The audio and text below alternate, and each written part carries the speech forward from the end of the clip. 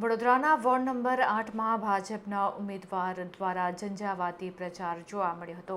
ગુરવા Karodiya road વિસ્તારમાં લોકોનો સારો એવો આવકાર પણ પ્રાપ્ત થયો હતો।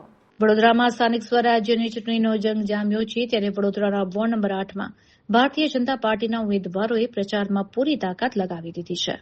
વોર્ડના ભાજપના ચારેય ઉમેદવારો અજય ડાભી, કેતન પટેલ, રીટાબેન આચાર્ય, મીનાબા ચૌહાણ ગોરવા કરોડિયા રોડ વિસ્તારમાં આ તમામે વિશાળ જનસમર્થકો સાથે ડોર ટુ ડોર જનસંપર્ક કર્યો હતો।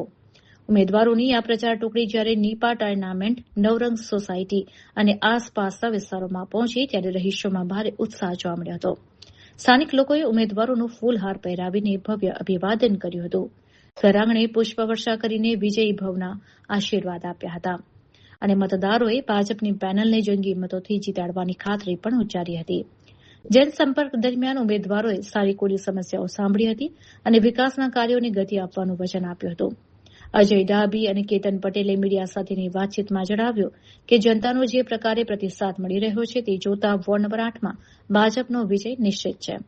આ રેલીમાં ભાજપના પાયાના કાર્યકરો અને સમર્થકો મોટી સંખ્યામાં જોડાયા હતા, જેને કારણે સમગ્ર ગોરવા વિસ્તાર કેસરી રંગે રંગાયો હતો।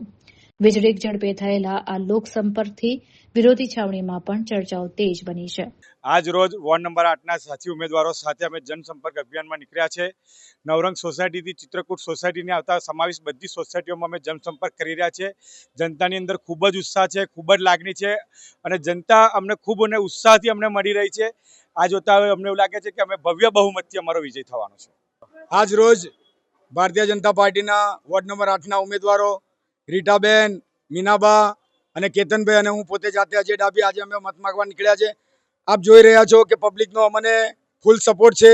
પબ્લિક રાહ જોઈ રહી છે આતુરતાથી ક્યારે 26 તારીખ આવે અને અમે કમળના બટનને દબાવીને અમારે સૌ ચારે ચાર કેન્ડિડેટને અમે વિજય બનાવીએ એ રીતની એમની લાગણી છે અને અમે એ લોકોની લાગણીને ભરપૂર એમના લાગણીને અમે ઉત્સાહથી સ્વીકારીએ છીએ અને એ લોકો અમારી સાથે તદ્દન નિસ્વાર્થ ભાવે અમારી સાથે છે। એ બદલ એમનો અમે આભાર માનીએ છીએ। ભારત માતા કી જય, વંદે માતરમ।